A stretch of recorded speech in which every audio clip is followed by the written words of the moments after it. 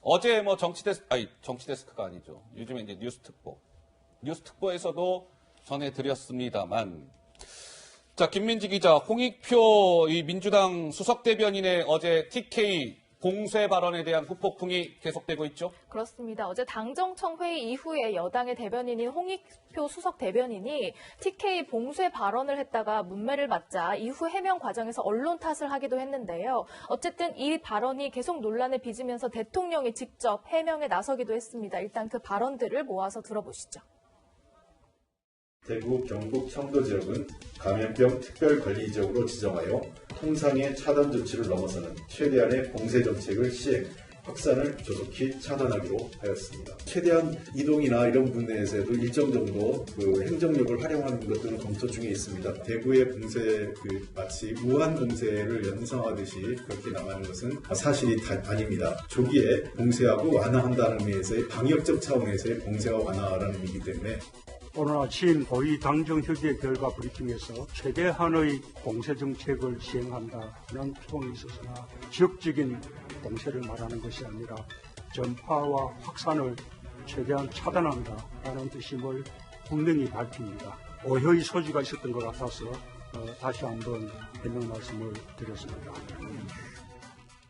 오해라고는 했지만 결국 홍익표 수석 대변인직을 내려놨습니다. 홍익표 의원이 오늘 단어 하나도 세심하게 살펴야 함에도 대구 경북 주민들께 상처를 드렸다. 사과를 드리면서 책임을 지고 이 수석 대변인 자리를 내려놓겠다. 이렇게 입장을 밝히고 물러났습니다. 네, 하루 만에 이제 논란이 굉장히 이제 일파만파 일었고, 뭐 사실 오늘도 저 논란은 계속되고 있는데 이제 수석 대변인직에서 물러나겠습니다라고 했습니다. 이제 홍익표 전 민주당 수석 대변인이 됐는데 우리 김관욱 교수께서도 사실은 어제 저 뉴스를 접하고 많은 생각이 드셨을 것 같아요. 왜냐하면 지금 대구에 있는 한 대학에서 지금 학생들 가르치는 우리 교수님이시기도 하고 TK 대구 경북의 어떤 전면 봉쇄 홍 전 대변인의 저 얘기 듣고 무슨 생각 드셨습니까? 특정 지역을 지향한 이제 지적을 해가지고 하는 것은 뭐 무조건 잘못된 거죠. 근데 저는 뭐 저 얘기를 들으면서 트럼프 대통령이 생각이 나요. 트럼프요? 그러니까 적대국에게 최대한의 뭐 압박 뭐 이런 정책들의 용어들이 있어요. 뭐 그런 것들 좀 흉내낸 거 아닌가 그러는데 자국민을 대상으로 해가지고 봉쇄라는 단어를 쓴다는 건 매우 부적절하다. 매우 부적절하다. 그리고 우리가 지금 우한 봉쇄라든가 뭐 일본 크루즈선 봉쇄 정책이 결과가 어떻게 왔는지 봤잖아요. 거의 뭐 생지옥 같은 그런 장면들을 만들어냈는데 그런 단어를 쓴다는 거는 그리고 더 나아가서 대통령이 이 말을 계속해서 이렇게 좀 해명을 하는 이런 장면을 만들게 하는 그런 집권당의 대변인이 어디 있습니까? 국민들의 불안감은 더욱더 큰 것이고요. 특히나 지금 대북의 이 주민들은 그 고립감이 최고치에 지금 달해 있을 거란 말이에요. 그런 고립감을 상상한다면 사실 이런 단어를 써서는 안 되는 것이고 지금 집권당의 어떤 대변인이 해야 될 일은 어떻게 보면은 그 주민들의 어떤 마음을 좀 편안하게 하는 그런 노력들을 해야 되는 겸허한 마음으로서 그런 자세가 필요한데 그것과는 굉장히 다른 그런 언행을 했다. 그래서 책임지는 것이 마땅하고 사퇴한 결과가 뭐 그것을 반증하는 것이죠. 자, 그렇다면 저 이제 대구 경북 최대 봉쇄 발언 이제 발언이 알려졌고 실제로 이 대구광역시에 거주하고 있는 우리 시민들은 과연 어떠한 마음이 들었을까? 채널A가 대구 시민들의 목소리를 좀 모아봤습니다. 잠깐 들어보시죠. 대구를 마치 뭐 감염자 집단으로 취급하는 거는 맞다고 생각합니다. 대구 문제가 아닌데 대구를 폐쇄한다고 이게 확산되는 게 멈추는 것도 아니고 중국에서 들어오는 사람들도 막지 못했는데 대구에를 봉쇄해가지고 뭐 이게 해결되겠어요. 단어를 안 썼으면 좋겠어요. 혹시나 정말 그렇게 될까봐 덜컥 겁이 나는 마음이 커서. 네, 이런 비판이 당장 나옵니다. 백모 씨는 대통령도 저렇게 정정을 하면서 사과 한마디 안 하던데 너무 신중하지 못한 것 같습니다. 이모 씨. 정부에서 나서서 대구를 무슨 좀비 양성소 취급하는 것 같아서 매우 불쾌합니다. 다 대구 시민들의 이야기예요. 다음 그래픽, 이모 씨. 스스로 가게 문도 닫고 감염병 생활수칙을 지킨 시민을 우리 정부가 버렸습니다. 정부가 안일하게 대처하다가 지금 와서 전파 원인이 대구 경북에서 비롯된 것처럼 봉쇄라는 얘기하니 정말 우라가 침입니다. 화가 납니다. 이런 반응인데 좀 보자. 예. 예, 우선 이 봉쇄라는 단어 자체가 주는 뜻, 의미 때문에 이건 논란이 큰 거예요. 봉쇄. 봉쇄. 그러니까 밀봉해서 쇠, 완전히 막아버린다는 뜻이거든요. 아이쿠야. 그러니까 우리가 봉쇄하면 기본적으로 우한 봉쇄 이런 걸 들 수가 있고 과거에 뭐 역사적으로 뭐 대륙 봉쇄령, 뭐 쇄국령 이런 걸 연상하게 된다고요. 그런데 이 과거에 홍익표 수석 대변인이 뭐 귀태라든지 이런 막말을 한 전력은 있지만 예. 이 봉쇄는 막말과는 또 다른 차원이에요. 왜냐하면 말씀이세요? 예. 좀 설명을 드리면요. 어제 브리핑에서 이렇게 이야기를 했어요. 대구, 경북, 청도 지역은 최대한의 봉쇄 정책으로 확산을 차단하기로 했다. 이렇게 물어보니까 기자들이 당연히 우한 봉쇄 같은 걸 떠올리면서 그 정확한 의미가 뭐냐고 물어봤단 말이에요. 질문했죠. 여기에 대해서 홍익표 수석 대변인이 최대한 이동 같은 것에서 행정력 활용을 검토 중이다. 이렇게까지 이야기를 합니다. 그랬습니다. 그러면 당연히 상식적으로 이건 어떤 행정 능력, 공권력, 강제력을 동원해서 그곳으로 가는 것을 막거나 그곳에서 나오는 것을 막는 것 아니냐. 예. 이렇게 받아들일 가능성이 대단히 높은 말을 한 거예요. 아하. 그리고 또 한 가지는 예. 국무회의에서 곧 세부 방안을 발표하겠다. 이렇게까지 얘기를 했지 않습니까? 그렇다면 이거를 듣는 사람이 예. 당연히 이거는 우한 봉쇄같이 되는 것 아니야? 이렇게 생각할 수밖에 없는 언행이 나온 거예요. 만약에 이런 것도 모르고 썼다면 여당의 수석 대변인의 자격이 없는 거죠. 그리고 더 나아가서 좀 합리적 의심을 할 수 있는 것은 어떤 합리적 의심이요? 이 고위 당정청 협의회에서 과연 이런 이야기가 나왔기 때문에 발언을 한 것 아니냐. 왜냐? 홍익표 수석 대변인이 완전히 없는 말을 지어서 이렇게 구체적으로 한다? 이게 잘 이해가 안 되는 거예요. 그렇기 때문에 사과도 했고 또 수석 대변인이라는 당직에서도 물러났지만 예. 지금 파문이 좀처럼 가라앉지 않는 겁니다. 자, 그러면은요, 이쯤에서 제가 우리 이제 전문가이신 백 교수님께 질문을 하나 드리고 싶어서 이거 이렇게 준비를 한번 해봤어요. 이제 홍익표 전 대변인이 어제 이 봉쇄라는 이 의미는 뭐 지역 간 이동을 차단시키고 대구 시민들 밖에 못 나가게 하고 이런 의미가 아니라 방역의 의미에서 봉쇄라는 표현을 쓴 겁니다. 이렇게 해명하지 않았습니까? 그 해명과 관련해서 직격탄을 날린 인물이 있습니다. 최재욱이라고 대한의사협회 과학검증위원장 이렇게 얘기했어요. 오케이, 좋아요. 방역 차원에서도요, 봉쇄라는 단어는 중국이 우한을 봉쇄한 것처럼 특정 지역 출입을 막을 때 쓰는 거예요. 정부 여당이 부정적 뜻이 담긴 민감한 단어를 잘못 사용했어요. 감염병 전파 차단을 위해서 정부가 최대한 노력하겠습니다. 이랬으면 될 일이지. 왜 쓸데없이 봉쇄라는 단어를 썼습니까? 이렇게 직격탄을 날렸는데 최재욱 위원장은 의사입니다. 우리 백 교수님 어떻게 생각하세요? 전적으로 동의합니다. 아하. 예, 근데 여기서 이제 한 가지 문제가 우리는 체제의 문제가 있습니다. 중국은 그렇게 할 수 있어요. 중국은 사회주의 국가이기 때문에 우한을 봉쇄는 완전히 물리적으로 봉쇄했고 북경 같은 데도 봉쇄라는 것이 사실은 사람들이 못 다니게 하고 14일 격리하고 열제하고 강제적으로 모든 것들을 못 들어가게 할 수 있는 사회고요. 예. 우리의 이 방역에서의 봉쇄라는 의미는 원체 사람들이 많이 왔다 갔다 하기 때문에 예. 그런 것들을 막자는 의미가 아니고 거기서 바이러스를 봉쇄한다는 의미가 맞는 겁니다. 그러니까 어떤 물리적인 의미의 봉쇄는 아닙니다.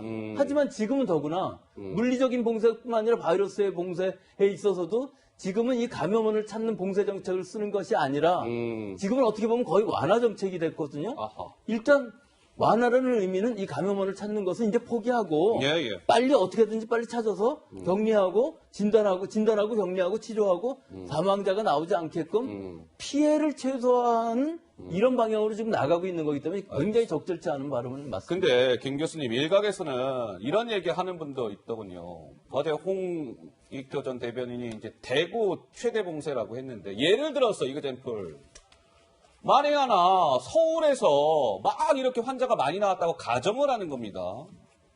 만약에 그러했다면 홍익표 당시 민주당 수석 대변인이 대구 봉쇄가 아니라 서울 봉쇄라는 표현을 썼겠습니까?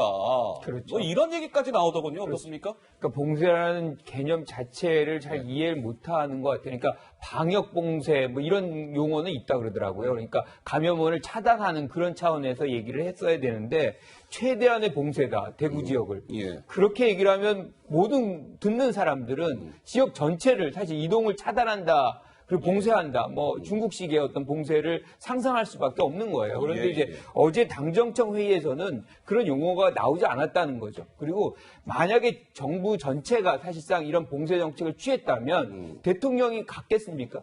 특히나 지금 총리가 상주에서 지휘를 하고 있는데 그거는 봉쇄랑은 완전히 다른 얘기죠. 그래서 실질적으로 봉쇄 정책을 취하지 않고 있는 것이고 이것은 홍 전 대변인의 개인적인 어떤 이 말실수에 가까운 것 아닌가 이런 생각합니다. 자, 김 기자, 오늘 이 홍익표 전 수석 대변인이 사의 표명하기 전에 뭐 라디오에 출연해서 또 뭐 해명했다고요?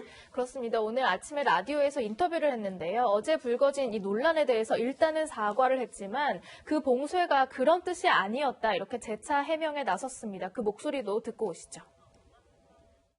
그 신중하지 않은 표현, 또 오해가 있는 표현을 통해서 혼란을 드리고 불안감을 드린 것은 매우 송구스럽게 생각합니다. 어제의 표현은 대구 경북 지역에 대한 정부의 그 강력한 지원, 그다음에 방역 그 조기에 코로나19 차단이라는 의지를 표현한 과정에서 저희들도 이에 대해 사실은 어제 회의에서도 논의가 할 때 아무도 심각하게 보지 않고 지나갔던 이유는 방역 당국에서의 그 표현이었고 봉쇄란 표현을 이미 한 달 전부터 썼습니다. 자, 홍 전 대변인 저 인터뷰 후에 이제 몇 시간 후에 사의 표명을 한 것이죠. 근데 조 부장 일각에서는 좋습니다. 이제 홍익표 수석 대변인이 뭐 방역의 의미에서의 봉쇄라는 표현을 쓰고 있는데 실제로 그러면 어제 있었던 고위 당정청 그 회의에서 그러한 발언들이 있었는지 없었는지 뭔가 자료를 통해서 검증을 해봐야 될 거 아니겠습니까? 이런 목소리까지 나오던데요. 우선요. 지금 홍익표 수석 대변인이나 우리 백 교수님이 설명하신 대로 이 방역 당국에서 쓰는 용어 중에 하나로 봉쇄란 단어가 있습니다. 그런데 이것은 어떤 감염원을 더 확산되지 않게끔 막아버리는 것 이런 뜻으로 쓰였잖아요. 그런데 지금 홍익표 수석 대변인 같은 경우는 어제 이동 등에 있어서 행정력 활용을 검토 중이다.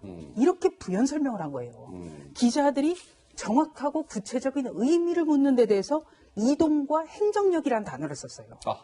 그렇기 때문에 많은 기자들이 이게 홍익표 수석 대변인이 과연 없는 사실을 만들어서 썼겠느냐 이런 의심을 하고 있는 거고 바로 이런 점 때문에 야당 등에서는 아예 회의록을 공개해야 되는 것 아니냐 이런 의견도 나와요. 야당에서. 그러니까 그렇기 때문에 어제 잘못을 알았다면은 빨리 끌 수 있는 방안을 찾았어야 되는데 뭐 홍익표 수석 대변인이 방역이라는 말은 한 달 전부터 썼다거나 아니면 뒤에서 다루겠지만 이재정 대변인 같은 경우는 기자들이 없는 걸 썼다라는 식으로 이야기를 하면서 더 이것이 불이 붙어버렸습니다. 백 교수님. 지금 여기서 봉쇄라는 말이 이 방역성에서 문제가 되는데 그럼 우리가 지금 봉쇄라는 것을 완전히 포기했냐 하면 그게 아닙니다. 완화라는 것은 봉쇄를 포기하는 것이 의미하거든요. 일단 검역은 하지만 주변으로 퍼지는 것을 막기 위해서는 지금도 이 봉쇄라는 것을 해야 됩니다. 즉 감염원을 찾아가면서 최대한 막아서 봉쇄를 한다는 것이 하여튼 물리적인 봉쇄가 아니고 하면서 지금은 조금 완화 쪽으로 갈 수밖에 없는 것이 피해를 또 최소화해야 되는 의미가 있는 것이거든요. 지금의 시점은요. 그래서 지금은 이 두 개의 중간 단계쯤에 있기 때문에 이 봉쇄도 지금 분명히 감염원을 찾아서 하고 있는 시점입니다. 자, 홍익표 이제 수석 대변인의 이제 발언이 논란이 됐던 것이고, 집권 여당의 또 다른 대변인도 지금 본인이 한 발언으로 지금 구설에 휘말렸습니다. 자, 김민지 기자, 누구 얘기입니까? 네, 이재정 대변인 얘기입니다. 이재정 대변인? 얼마 전에 왜 미래통합당 의원들 그리고 황교안 대표가 코로나 검진을 받았잖아요. 국회 행사에서 확진자와 함께 이제 있었던 일 때문에 검진을 받은 것에 대해서 국회 폐쇄를 초래했고 아니하고 무책임하다 이렇게 비판을 한 바 있습니다. 하지만 이재정 대변인의 이런 발언이 이미 심재철 원내대표 등 음성 판정이 나온 이후에 나온 발언이라서 상황 파악을 제대로 하지 않은 않고 한 것 아니냐라는 지적과 함께 지금 코로나 검진을 받은 국민들도 많은 가운데 이런 검진 받은 것 자체로 이런 비판을 할 수 있느냐 이런 비판의 지적 목소리도 나오고 있습니다. 그러니까요. 한번 이재정 대변인의 저 이야기는 자칫 잘못하면 이렇게 익힐 수도 있는 거예요. 지금 오늘부로 국내 확진자 숫자가 1,146명이잖아요. 그러면 이 지금 확진된 1,146명의 다 이 국내 확진자분들이 다 아니하고 무책임한 겁니까? 그렇게 들릴 수 있는 부분이기 때문에 이재정 대변인의 저 얘기도 집권 여당의 대변인으로서의 말로는 좀 부적절했던 것 아니냐. 좀 이런 비판인데 김 교수님은 어떻게 들으셨어요? 저는 뭐 그 부분도 인정을 합니다. 그런데 또 하나가 뭐냐면 국회든 어디든 지금 너무 행사들을 많이 해요. 집회도 하고 집단 이렇게 많은 사람들이 모이는 행사들을 하게 되면 결국에 이번에도 우리가 뭐 이 종교 행사에서 많은 부분이 퍼진 거 아닙니까? 확산이 되는데 기여를 했는 것인데 예. 이것도 마찬가지로 사실은 국회 내부에서 어떤 행사 뭐 이런 것을 하면서 나타난 그런 현상인데 예. 이제는 국회뿐만 아니라 어디도 이런 것들에 어떤 기회를 주지 않는 그런 생각을 좀 해야 된다. 예컨대 화상으로 회의를 한다거나 접촉을 안 하는 상황 속에서 뭔가 회의할 수 있는 방법들은 이미 우리는 많이 그 테크닉을 갖고 있거든요. 예. 그래서 그런 수단들을 좀 써야 되는 거 아닌가 이런 생각합니다. 근데 오늘 조 부장 약간 참 웃지 못할 일이 있었어요. 무슨 얘기냐면 그 영상 준비돼 있어요? 예. 정작 이 어떻게 보면 그 비판했던 이재정 대변인이 비판했던 심재철 통합당 원내대표는 이제 음성 판정 나왔으니까 저렇게 국회에서 열 같은 거 체크하고 이렇게 무사 통과가 됐고 반면에 저 심재철 원내대표를 비판했던 이재정 대변인 같은 경우에 오늘 국회 출입하는 과정에서요 약간 고열이 발생했던 거예요. 저 뒤에 보세요. 이재정 대변인 보이시죠? 여성 대변인. 보이시죠? 정작 본인이 열이 나가지고 국회 출입이 안 됐던 거예요. 그래서 한때 의무실로 갔습니다. 근데 뭐 결과적으로는 아직 특별한 코로나19 증상은 없다고 하는데 참 이렇게 웃지 못할 해프닝까지 있었습니다. 조 부장 어떻게 보셨어요?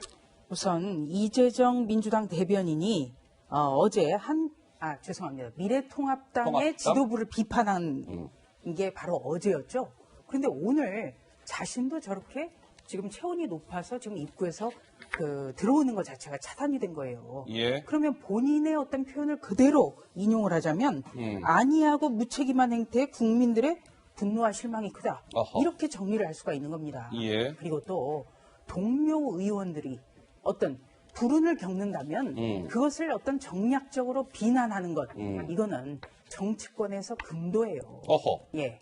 이런 거를 자꾸 넘으니까 당 대변인들이 어떻게 보면은 정치의 질을 떨어뜨린다. 아이고야. 이런 비판이 나오는 거거든요. 예. 그리고 또 한 가지는 지금 시점이 총선을 한 달하고도 조금 더 남긴 그런 시점이에요. 얼마 안 남았어요, 예. 사실. 그래서 예. 어떻게 보면은 행사가 불가피한 그런 시점이에요. 더불어민주당도 저런 행사를 많이 할 수밖에 없는 거예요. 예. 그리고 또 한 가지는 한국당의 행사가 지난 19일 날 있었거든요. 예. 네.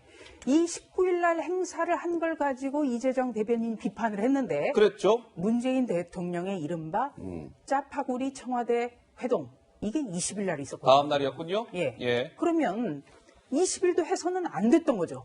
대통령의 그런 청와대 오찬도 어떻게 보면은 뭐 취소하거나 변경했어야 봤다. 이게 자꾸 들어가면 들어갈수록 발목이 잡히는 거죠. 예. 그리고 이 더불어민주당이 대변인단이 3명입니다.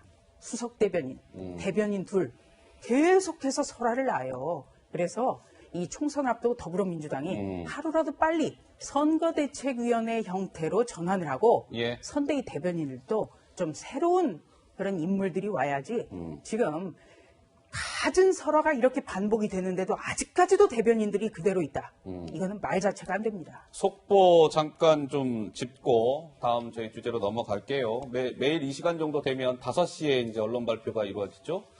그것에 대한 이제 속보가 나오고 있는 겁니다. 코로나19 확진자 어제에 비해서 하루 만에 이제 284명이 늘었습니다. 284명이 늘어서요. 코로나19 국내 확진자 숫자가 아까 저희가 1146명이라고 말씀을 드렸는데 또 는 것이죠. 이제 1261명이 됐습니다.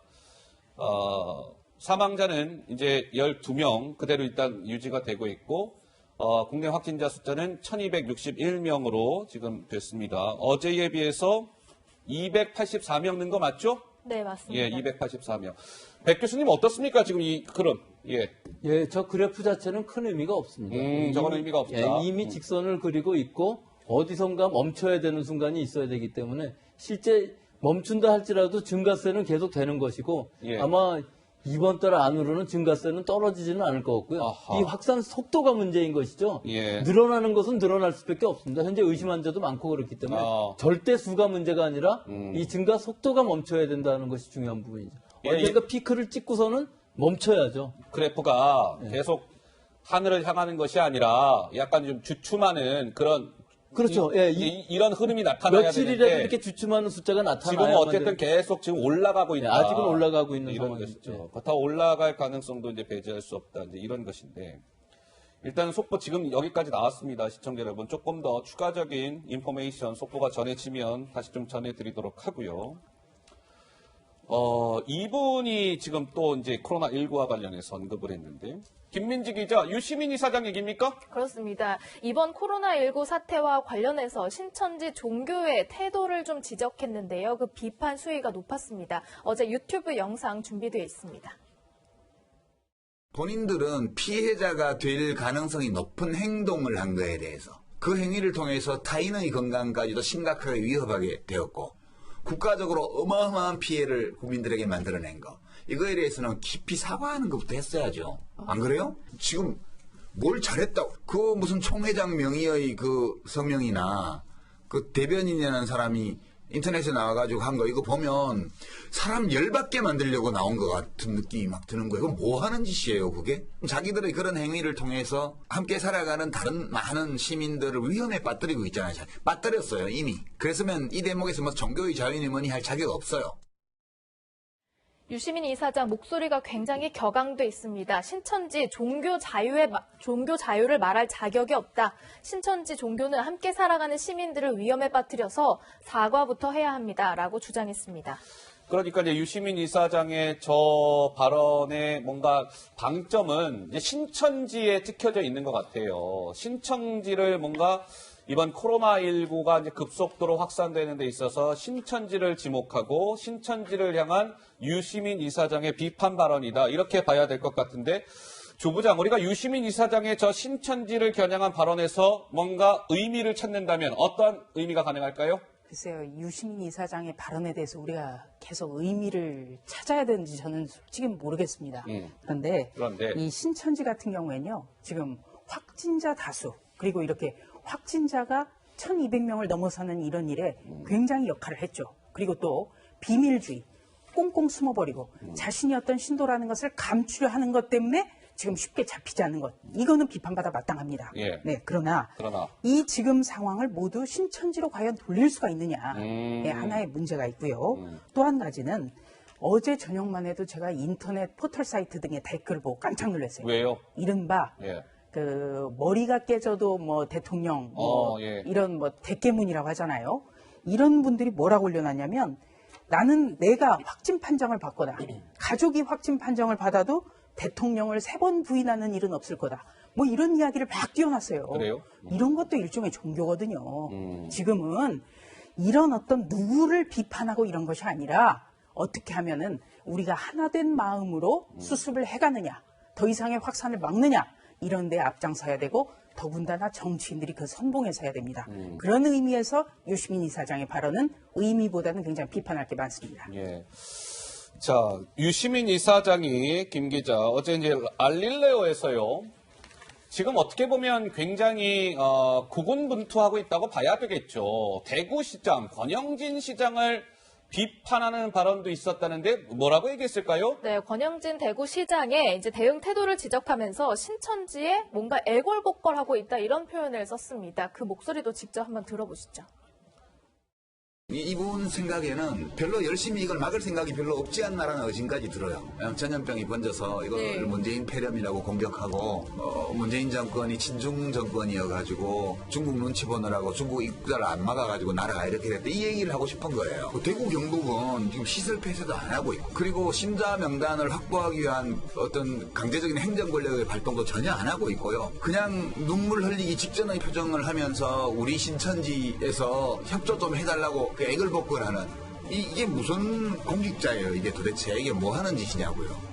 코로나19 바이러스보다 더 무서운 것이 나쁜 정치 바이러스입니다. 제가 지금 그런 논쟁을 할 시간이 없습니다.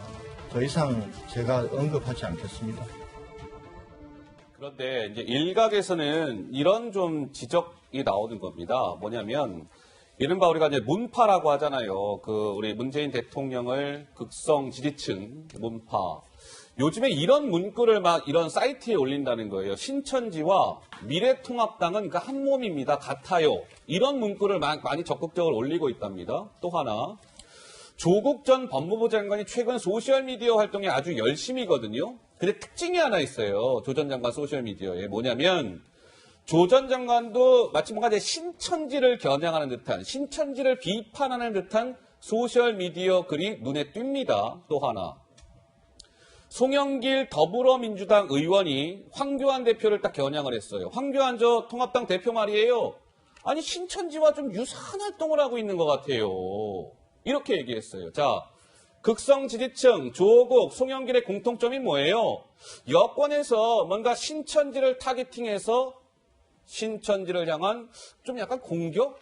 이런 거에 좀 열심인 것 같은데. 자, 맨 밑에 등장해 있는 송영길 민주당 의원의 목소리가 준비되어 있습니다. 직접 한번 들어보시죠.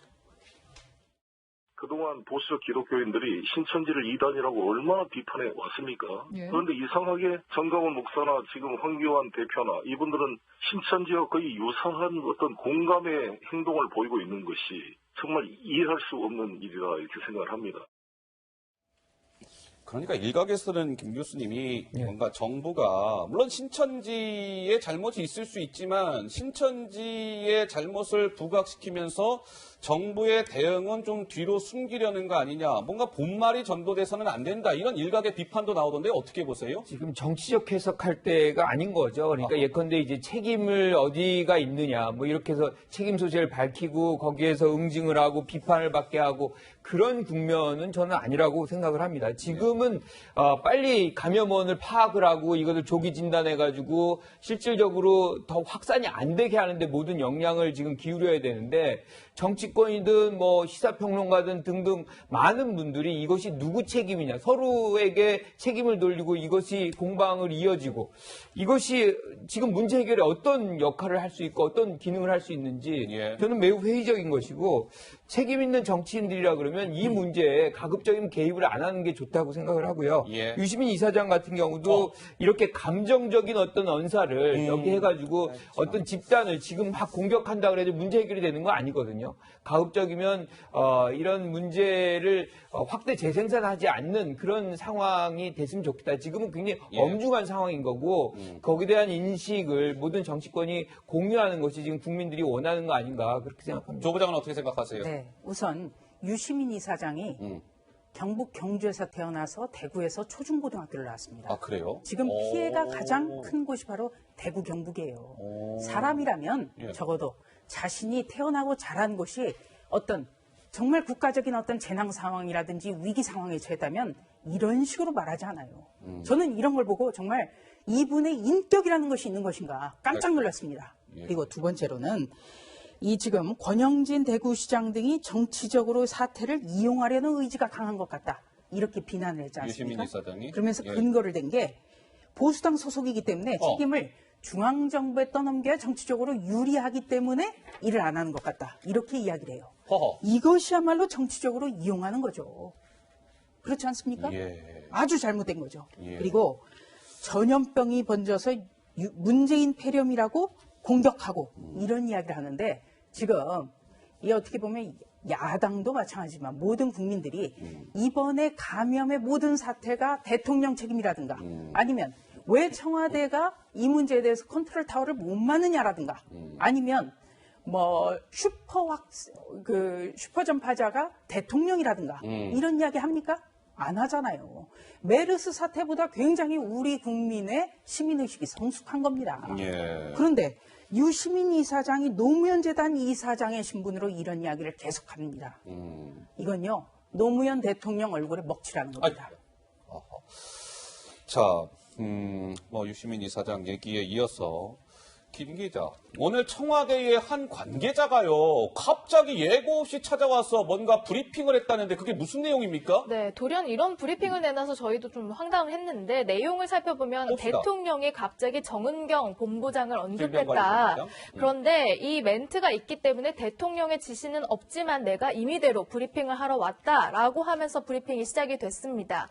대통령이 정 본부장에게 보통 이런 상황이면 맥이 빠지는데 체력은 어떤지 계속 힘냈으면 좋겠다. 이게 바로 대통령의 멘트다라고 브리핑을 하면서 문 대통령이 정 본부장에게 각별한 마음이 있다라는 등등의 어떤 걱정을 하고 있다는 취지로 브리핑을 했습니다. 갑자기 그러니까 관계자가 찾아와서 기자들한테 저 얘기를 했다는 거예요? 네, 대통령의 생각이라고 하면서. 지시는 없었지만 내가 임의로 브리핑을 하러 왔다라고 하면서 저런 내용들을 전달했습니다. 자, 좋습니다. 그러면 일단 지금 저 정은경 질병관리본부장이 최근 뭐 굉장히 열심히잖아요. 그러니까 보세요. 지금 머리도 이렇게 짧게 잘랐다는 겁니다. 예, 심각격상이 되기 이전 한번 이유 보세요. 오른쪽. 쇼컷을 했다는 거예요. 왜 머리 감을 시간도 없어요 하면서 머리도 짧게 잘랐다는 거고. 이 질병관리본부장 정은경 본부장 한번 보세요. 지난달 20일만 하더라도 머리가, 그런데 지금 어제 한번 보세요. 여기 갈라진 데 보면 흰머리가 이제 굉장히 많이 늘어난 모습을 볼 수 있어요. 자, 어쨌든, anyway. 청와대 관계자가 조부장 갑자기 예고 없이 찾아와서 문재인 대통령의 생각이라고 하면서 정은경 질병관리본부장을 약간 극찬을 했습니다. 이거 좀 어떻게 받아들여야 됩니까? 우선 우리가 정은경 본부장에 대해서는 많은 위로를 받습니다. 왜냐하면 국민들이나 또 국민의 1차 관문인 언론이 그 사람에게 집중한다는 것은 묵묵하게 그 자리에서 일하는 것에 대해서 감동을 받기 때문이에요. 그런데 최근에 언론에서 어떻게 보면은 좋은 기사, 미담 기사, 칭찬하는 기사, 이 대상이 정은경 본부장입니다. 저렇게 흰머리가 뭐 없었는데 생겼는지는 모르겠습니다만 부쩍 늘어난 모습이라든지 아니면 머리 감을 시간이 없어서 아예 짧게 쳤다라든지 이런 게 굉장히 마음을 뭉클하게 해요. 그리고 저도 기자지만 오후 2시부터 1시간이나 기자들과 질의응답하는 것 이거 보통 일이 아닙니다. 네, 정말 힘든 거예요. 이거는 체력전, 정신적 소모가 굉장히 크거든요. 그런데 묵묵하게 수행하고 있어요. 여기에 대해서 대통령도 정말 칭찬을 하고 참 그랬다면 정말 저는 잘했다고 봅니다. 문제는 이런 것을 예고도 없이 대통령의 코멘트가 있어서 내가 이렇게 브리핑을 하고 싶다. 찾아와서 한다는 것 이게 조금 너무 자기적이지 않을까요? 오히려 정은경 본부장에 대해서 청와대가 브리핑을 한다면 질병관리본부장에게 더 많은 어떤 권한, 방역에 대한 어떤 총괄적인 책임을 준다라든가 이런 것을 브리핑하고 또 우리가 그것을 기대하지 않았을까 그렇게 생각해 봅니다. 알겠습니다.